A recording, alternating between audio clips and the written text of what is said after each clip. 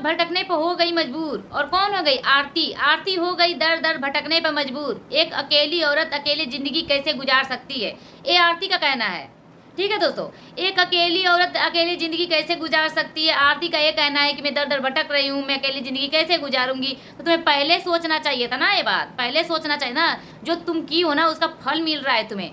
दोस्तों बने रहेगा वीडियो में और देखिएगा कैसा कैसे धांसू वीडियो है, इसमें क्या क्या खुलासा होगा और फुल वीडियो देखिएगा कमेंट के। तो जी हाँ दोस्तों, welcome back to my channel Tara Singh official में स्वागत है आप सभी का। उम्मीद करते हैं आप लोग अच्छे होंगे, स्वस्थ होंगे, मस्त होंगे और मैं भी स्वस्थ मस्त हूँ आप लोगों की कृपा से। तो प्लीज़ दोस्तों मेरे वीडियो को शेयर करिएगा, कमेंट करिएगा, सब्सक्राइब भी करिएगा और शेयर भी करिएगा फुल मौज के साथ। तो दोस्तों मैं फिर से आ गई आरती के ऊपर। आप लोग थंबनेल देखकर देख ही गए होंगे कि मैं किसके बारे में बात करने वाली हूँ। दोस्तों मैं बात करने वाली हूँ आरती, अररिया के आरती छोटू लव जो बोलते हैं ना, बहुत मशहूर है अररिया में, उनके ऊपर मैं बात करने वाली हूँ। आरती का कहना है दोस्तों कि मैं दर दर भटक रही हूँ, रोती बिलख रही हूँ। एक अकेली औरत अकेली जिंदगी नहीं गुजार सकती। ठीक है, एक अकेली औरत अकेली जिंदगी नहीं गुजार सकती। क्यों नहीं गुजार सकती ये बताओ? गुजारो, तुम जैसा की हो ऐसा तुमको भोगने को मिल रहा है। अच्छा ये बताओ, तुमसे मैं पूछ रही हूँ दोस्तों, आप सभी से पूछ रही हूँ। ठीक है, आरती ने जो किया वो सही किया क्या?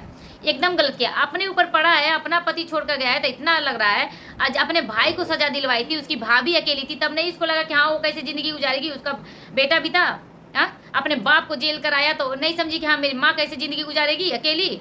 आज अपने ऊपर आया तो एक अकेली औरत आ गया, एक क्या बोलते हैं, लाचार औरत बन गई। किसी और का दुख दुख नहीं, अपना दुख दुख है।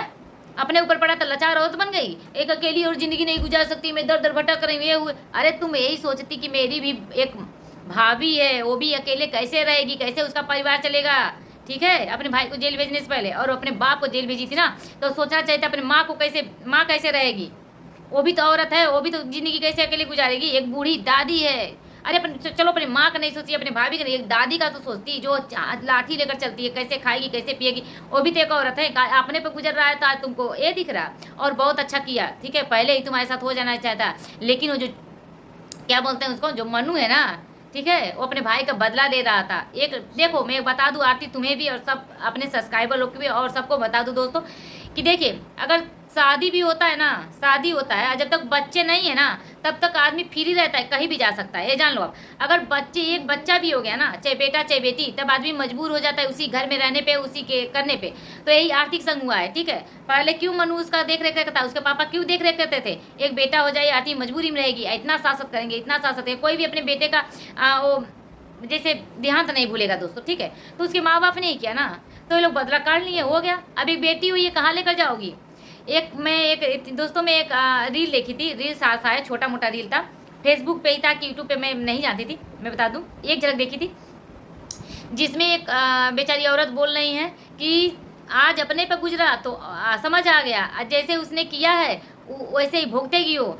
देखो मैं बता दूं दोस्तों, उसकी करने के लिए भगवान उसको भी एक बेटी दिए हैं, उसकी करने के लिए भगवान उसको भी एक बेटी दी है। जैसे उसने किया अपने माँ बाप के साथ, ये भी करेगी अपने माँ बाप के साथ। सही बात है दोस्तों, जैसी करनी वैसी बनी, नरक जात काहे पछता। आप जैसी करनी करोगे वैसे भरोगे। ठीक है, आज अपने पे आ रहा है तो अकेली औरत जी नहीं सकती, अकेली औरत कर नहीं सकती, अकेली औरत हो गई। जिस दिन बाप को जेल भेजी थी तुम्हारी माँ अकेली होगी, उस दिन तुम्हें नहीं नजर आया कि वो भी एक औरत है, कैसे रहेंगी दुनिया के ताने सके। और भी एक बात बता दूँ, तुम्हारी भाभी का नहीं नजर आया चेहरा, अरे भाभी को छोड़ दादी का नहीं नजर आया, कितनी बूढ़ी बेचारी है, मांग मांग कर खाना खाती है। तुम भी तो मैं बोलती हूँ ना, भगवान के घर देर है अंधेर नहीं है आरती। ठीक है, जैसा तुमने किया ना वैसा ही तुम्हारे साथ हो रहा है और आगे चल के होगा भी। ठीक है, आखिर ये बताओ, लड़ाई झगड़ा किस बात का हुआ, लड़ाई झगड़ा किस बात का हुआ। तुम झूठ बोली, उसका तुम्हें पछतावा तो नहीं है, मैं पछतावा तो नहीं कहूँगी, उसका तुम्हें भुगतान मिल गया। ठीक है, तुमने बुलाया छोटू को, तुमने मरवाया छोटू को, लेकिन इल्जाम डाल दिया अपने परिवार पर।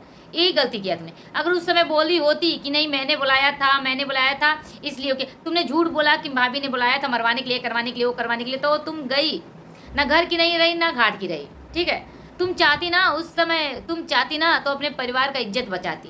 कोई भी माँ बाप होगा दोस्तों, कोई भी माँ बाप होगा अपनी बेटी को दे। हाँ मैं बात बता दूँ आपको, प्यार करना दोस्तों गुनाह नहीं है। ठीक है, आप एक बार अपने माँ बाप से बोलो कि मैं इनसे प्यार करती हूँ, मैं शादी करा दीजिए, नहीं मानते तब कुछ करना यार।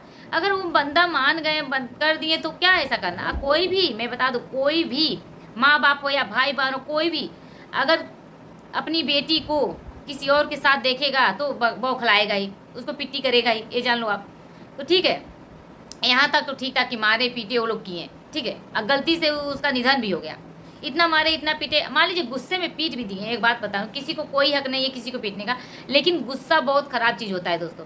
और उसी गुस्से में आरती ने क्या किया, न घर की रही न घाट की रही। अब जाओ बच्ची लेकर घूमो। आज याद आ गया कि मैं दर दर भटक रही हूँ, अकेली औरत कभी अकेले जीवन बिता नहीं सकती, ये नहीं कर सकती, वो नहीं कर सकती। तो तुमको लिखा है, विधि का विधान लिखा है, तुम अकेली भटकोगी। तुम जैसे सबको अकेली की हो, तुम भी अकेली रहोगी।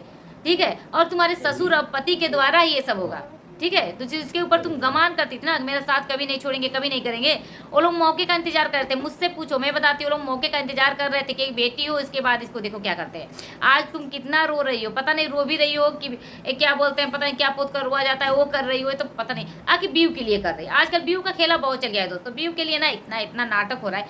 और मैं बता दूं, मुझे तो लग रहा है, मेरी थ्योरी यही करिए कि व्यू के लिए ही हो रहा है, क्योंकि बहुत लोग व्यू के लिए ना अपना ईमान तक नीचे गिरा दे रहे हैं, अपनी इज्जत का परवाह नहीं कर रहे व्यू के लिए। ठीक है, व्यू के लिए अपना इज्जत का परवाह नहीं करे कि व्यू मिलेगा, पैसा मिलेगा, पैसे के लिए इतना नीचे गिर रहे हैं आज लोग कि मैं बयां नहीं कर सकती दोस्तों। बोलते हुए ना मुझे अजीब लगता है कि मैं अगर रहती ना तो क्या बताऊँ दोस्तों, क्या मैं करती। कोई बात नहीं दोस्तों, इन लोगों का भांडा बहुत जल्दी फूटेगा। भगवान के घर दे रहे हैं, अंधेर नहीं है। तो मिलती हूँ नेक्स्ट वीडियो में। बाय बाय दोस्तों।